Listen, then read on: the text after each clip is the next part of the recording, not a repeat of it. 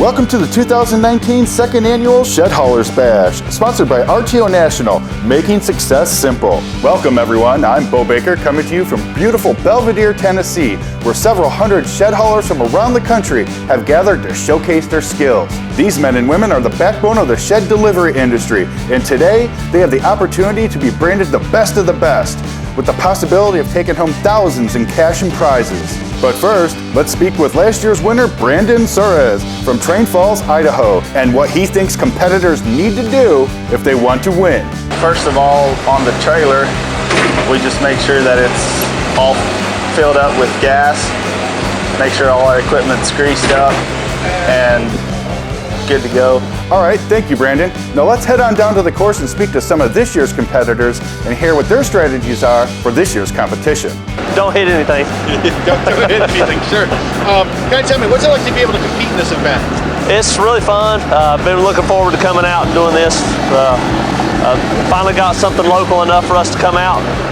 Really looking forward to it. I'm gonna be loaded as far forward as I can so I can be ready for the up and over. Pull it back fast. I got a trick up our sleeve for a little bit extra speed. Thank you, gentlemen. Everyone's signed up. Now let's get down to the course. We catch up to the action as Montana native Jason Kaufman kicks things off. All right, looks like he's sliding the building to the front of the trailer, a strategy several competitors said they were going to use. He has the building slid to the front and runs back to the truck. The sound of the Power Stroke Ford revving up. He's off to the first obstacle. Jason will have to back the trailer between two doghouses and then back his trailer up and navigate two 90-degree turns. A tight fit, but nothing this driver doesn't see on a daily basis. Jason's got his rig straightened out and starts to carefully back up. Oh no! It appears he's stuck. Jason's jumping out of the truck. What's he doing? Looks like he's locking the hubs to engage the four-wheel drive. This will definitely cost him valuable time.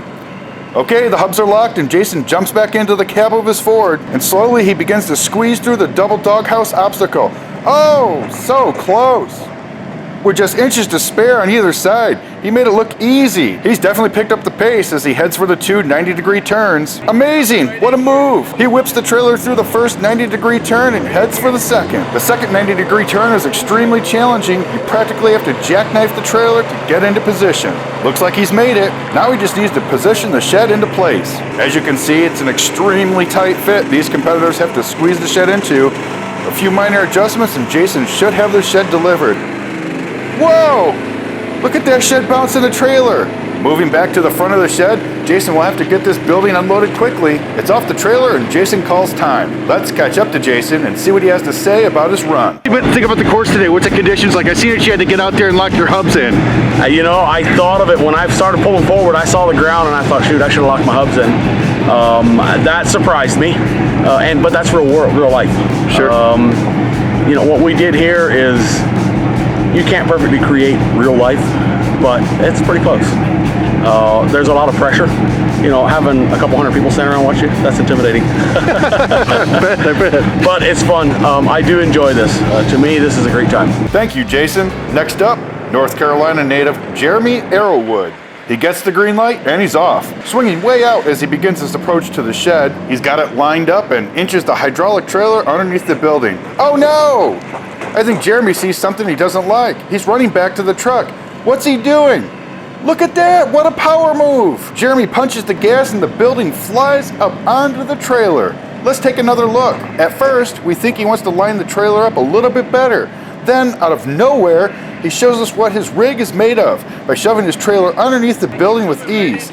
What a time-saving move. With the building loaded, Jeremy heads back to his truck and pulls off to the double doghouse obstacle. It'll be interesting to see his strategy here as our last competitor got stuck in the loose gravel. Okay, he's straightened out and begins his backup approach. Wow, look at that! Jeremy makes it through the double doghouse with ease. He stops to make a trailer adjustment before his first 90-degree turn. This may cost him some valuable time. Oh! Look at that building rock on the trailer. He makes it through turn one and heads for turn two. He's stopping again. Looks like he's making a final adjustment to his trailer before he enters turn two. Okay, he's got the building in place and jumps out of his truck. You can see the trailer is almost fully extended. Hopefully he backed up far enough to unload the shed. He's so close. Jeremy walks to the back of the shed to see how much farther he has to go. Back to the front of the building now as he begins to lower the building on the ground. He pulls the trailer out and calls time. Let's see how Jeremy felt about his run. I feel pretty good. people around watching, so that was kind of a mental thing. I wanted to get it up high so we can do the up and over. We got to have a 5-foot clearance there, so you want to get it loaded to the front of the trailer. Once you get past that, it was beneficial for me to get it down because I was coming on some unlevel ground. We won't want anything top heavy or flipping over. All right, thank you, Jeremy. As we wait for the mule to reset the shed, our first semi is pulled to the line, driven by Texas native Joe Suarez. We caught up with Joe and asked him what he thought about competing in this year's Shed Haulers Bash. Great people, great fellowship. It's awesome. I'm so proud of just being here. Putting this on is great. I love it. Joe Suarez gets the green light and swings out wide to line up his trailer for the backup approach. Looks like he's lined up pretty good. He gets the trailer under the shed, and the building just slides back from the force of the big rig. He creeps forward again, maybe to get a better alignment with the shed and trailer. Oh, look at that raw power. Joe Suarez just stepped on the gas and shoved the shed almost halfway up his trailer. This should definitely help his overall time. He's just pulling away. Joe didn't even leave his semi. He must feel that the building is loaded well enough to attempt the course. I don't know if he's going to make it with the shed not completely on the trailer. Joe heads for the gravel again with the shed barely on the building. Oh, what a move! Joe Suarez just stomped on the brakes and the shed slides up the trailer, right into position. Incredible! Let's take another look at that move. As you can see, Joe barely has the building on the trailer, and knowing he probably won't run the course with the shed dangling off the end, he stomps on the brakes and the building slides right up. What an amazing move by Joe Suarez. With the rig straightened out, Joe makes his approach to the double dog houses. He slides the shed to the front of the trailer as he squeezes through the double dog houses. Great driving! With inches to spare on either side, Joe cruises through the double dog houses and moves on to his delivery location. He's starting to make his delivery approach. Watch out! Oh, that was close. Joe's semi nearly backed into the stack of trusses. Jumping out of the cab now, he runs to the back of the trailer to get a better look. The shed is starting to swing into position. Wait a minute, I think he sees something he doesn't like. He's heading back to the semi. He may not be happy with his initial approach. This will definitely cost him some valuable time. We'll see if Joe can get the shed off the trailer quickly after having to readjust. Joe seems to be happy with his second approach as he jumps out of his rig and heads to the back of his trailer. His trailer is fully extended now. One final push of the shed and Joe calls time. Joe Suarez just put on an exciting performance. Let's hear what he has to say about his run. I felt great. I did everything like I planned to do. Everything kind of worked out pretty good. When I was trying to slide the building forward, I wanted to brake and let it slide past my winch, but it didn't quite go past my winch, and so I still had to pull it part ways up, but I had enough time in the drive over to the up and over to do it. So it was fun, it was great.